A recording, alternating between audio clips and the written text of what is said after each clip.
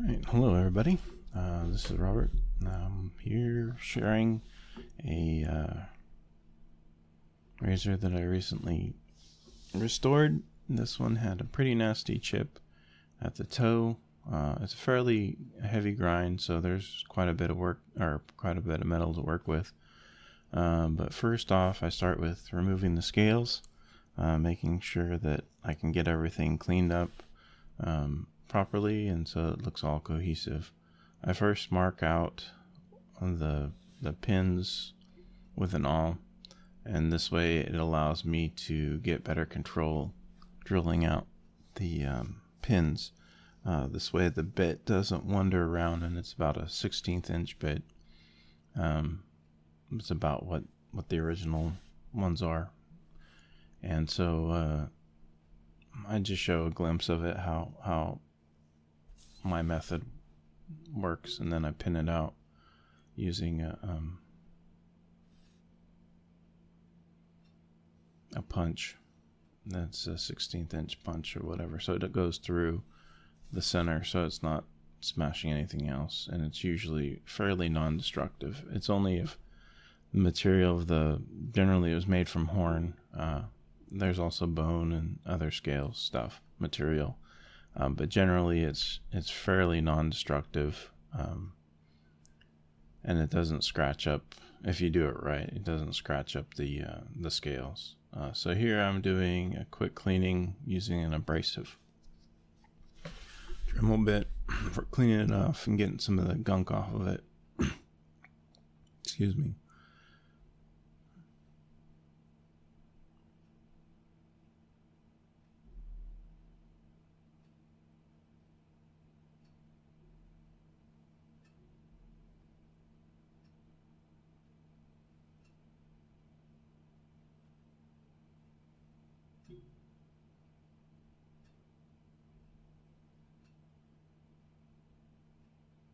Here there was some splitting, cracks, and different stuff in there on the horn. It was all surface stuff. It wasn't structural. So here I'm just using the super glue to stabilize it and kind of fill those cracks up. So when I finish sanding it out and polishing it, it looks all fairly smooth and cohesive.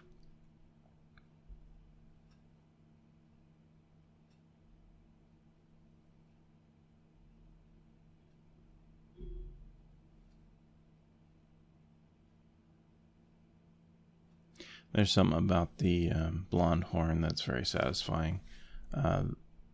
After a bit of polishing and stuff, they just look translucent and shiny and stuff. They're just very satisfying to work with.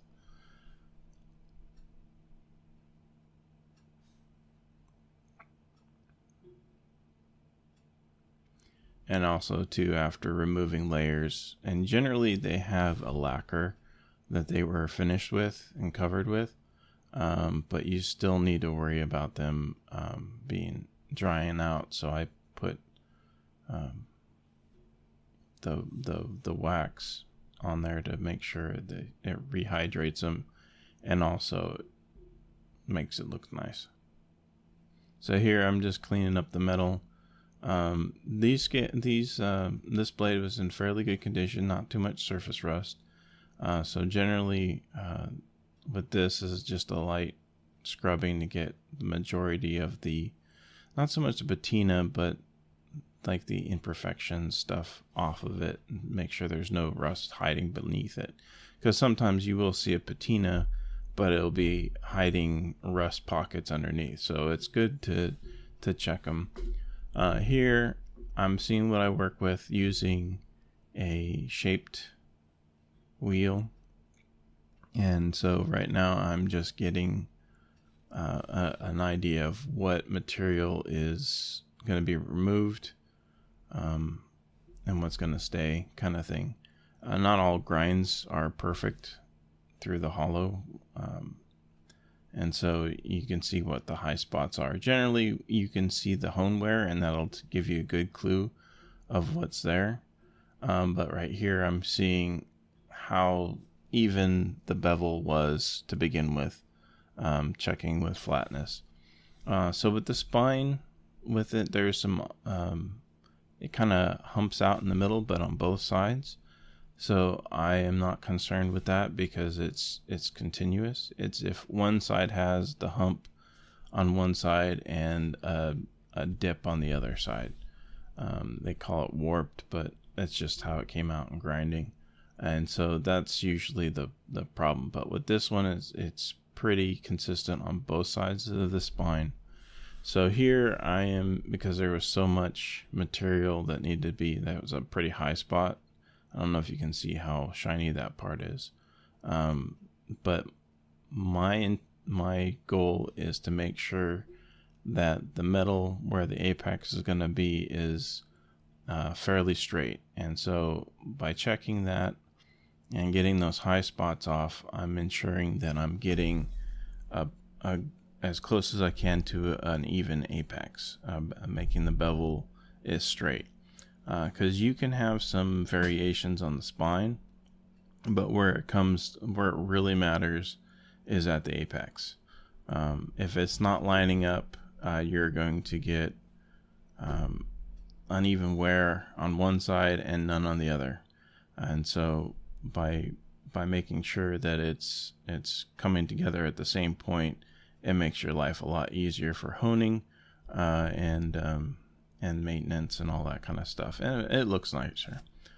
So here I'm working on getting that material taken away from the toe, because that was a pretty large, it wasn't quite a quarter, but it's probably like 3/16 chip out of it. So I'm slowly working away at removing the material behind it, and then making that toe a continuous arch or sweep or whatever, so it blends properly with the smile of the razor.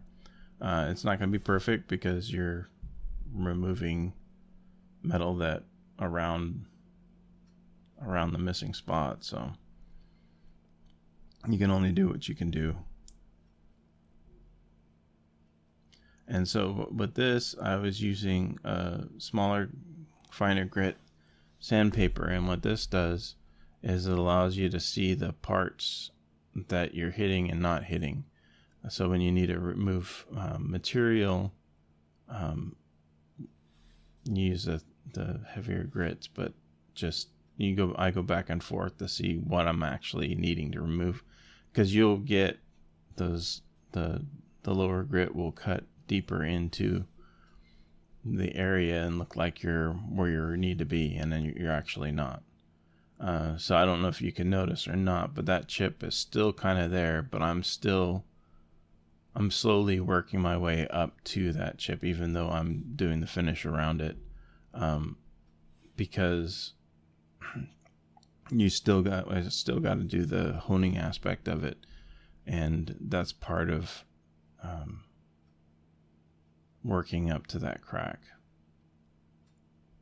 So I couldn't help myself but cleaning up the outer part of it and around it.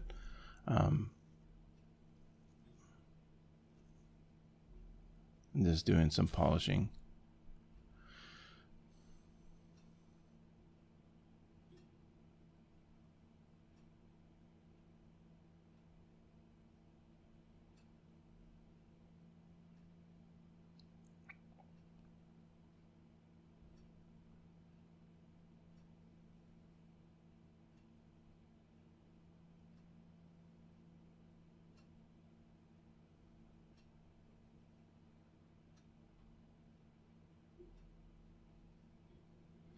Now I'm working on repinning the scales.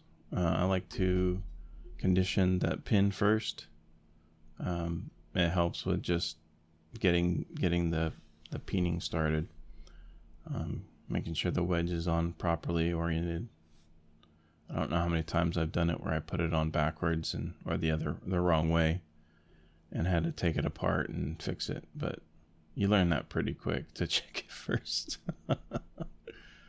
These can be kind of fiddly with these pins, with these collars, doing the pins and stuff. But after a while, it's fairly quick process. And then I wanted to point out with when you're doing the peening, you're not trying to drive a nail. You're just trying to smush the outer part of the metal and push it out to like a mushroom. The problem with either if you get your pin too long, it's gonna bend and you're not gonna get a good tight thing, and it's gonna wonk out your scales and stuff. It's kind of frustrating because you gotta pretty much take them off and redo them. But you're trying to direct your blows to the outside of the material and not directly on top of it. Like I said, you're not driving a nail because it's just gonna bend and get all wonky, and you're not gonna have a consistent tightening or balance of the scales that'll actually twist them and stuff. So that's just one technique I learned how to do it, and it seems to work for me. I've gotten pretty efficient with it, and I'm reusing the collars because with doing that drill method, if you're careful, you don't damage them too bad. Plus, getting those collars nowadays is pretty difficult. The person that was doing them was in another country.